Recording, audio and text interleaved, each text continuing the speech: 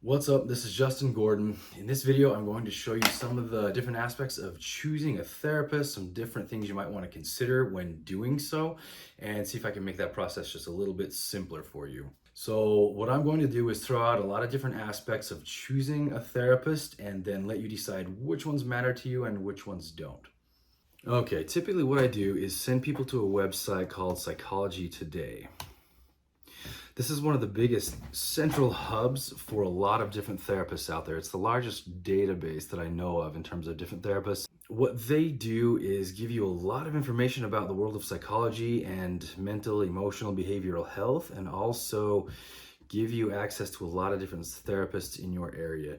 Okay, what you want to do is go here, punch in the zip code or city and state where you live, and then it'll pull up a lot of different therapists in that area. You can scroll down through their profiles and see if anybody stands out to you. And if they do, you can click on them and read more information about them. For an example, we will use the profile of this handsome young marriage therapist. So here you see information about me. So it'll give you a picture of everybody. This is actually really important. Obviously, a picture conveys a lot of meaning, lets you know what the person looks like, can tell you certain aspects of their personality. So take a look at the pictures, or if you're looking for a therapist for a family member, especially with your children, see if they can get a good feel for this person.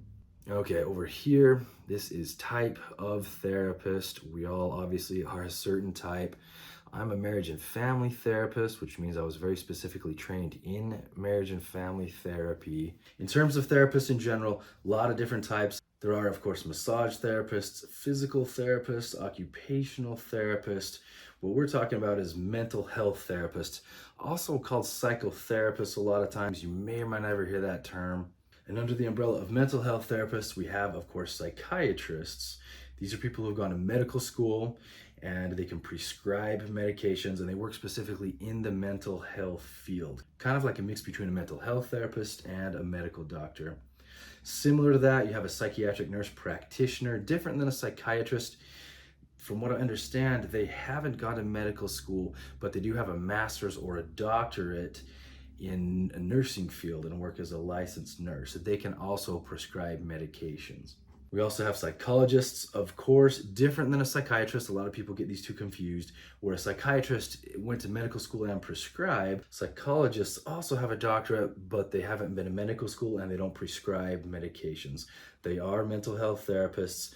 They will have a doctorate, usually either a PhD or a PsyD. Then, of course, there are social workers, sort of a staple in the industry. Then there are licensed practicing counselors, licensed mental health counselors, and then my personal favorite, of course, marriage and family therapists. Most mental health therapists, truthfully, will be these here. Up here, this level, they will have doctorate degrees. Most of us will have a master's degree, some will have a doctorate degree, but most of the time when you're looking at a therapist, it's going to be one of these. And having a doctorate degree versus a master's degree, truthfully, isn't necessarily the most important consideration. What you're going to want to look at, and I'll talk about this a little bit later on, is whether the specific type of therapist you're looking at has specific experience and or trainings and certifications in dealing with your particular issue. All right, this right here, this will tell you what languages they speak. This right here, very important. These are our own words. We talk a little bit about some of the clients that we've worked with, some of the different issues that we've worked with, different populations like children, adults, whatever, different forms of therapy that we use. This part's actually really important. Take a look at this. This can give you a good feel for the personality of the therapist, the style, whether you feel like they're warm and you can sit down with them and talk with them. So take a good look at that part right there. Very important stuff. Now over here, this one, equally important. These are specialties. We all have a lot of different experiences and trainings and certifications, went to different schools, got different types of degrees.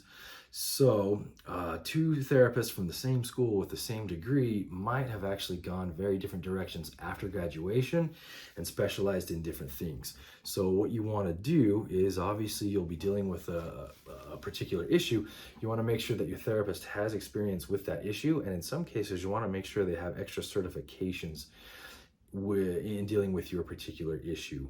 Some things are pretty general and most of us can treat, but some things really have to have extra trainings.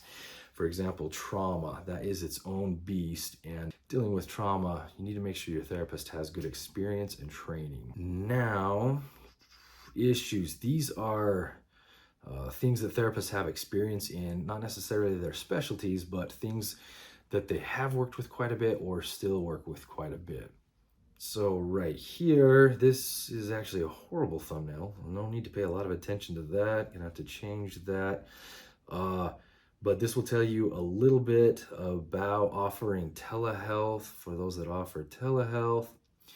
Okay, over here, client focus. This is not necessarily the religion of the therapist as much as the type of faith that the therapist tends to work with the most. Well, age, this one is very, very important. Not all therapists work with all age ranges. You will likely need somebody who specializes in your age range. So if you're looking for a therapist for your children, you're gonna want somebody who specializes in children because they are quite a bit different than adults. Definitely something to consider for a lot of reasons. You need somebody who you feel like can relate to you, not over relate to you, but relate to you. So if you're dealing with a particular issue that has to do with a certain stage of life, you're going through a certain time of life or milestone, you might want somebody who either is going through that or has gone through that. Maybe not going through it right now because they might over-identify, maybe not, but maybe. But probably a good idea to have somebody who has dealt with that. So for example, if you're going through the thick of raising a lot of kids and your kids are still young and it's still really hard, might be a good idea to have somebody who has experience dealing with that and knows how particularly challenging that can be so they can relate and empathize a little bit better. Just as an example, nothing personal about that example whatsoever. All right, that's it for the first of 2 videos on how to choose a therapist. In the next video, I will go over other aspects of choosing a therapist, such as age, personality, gender, and insurance.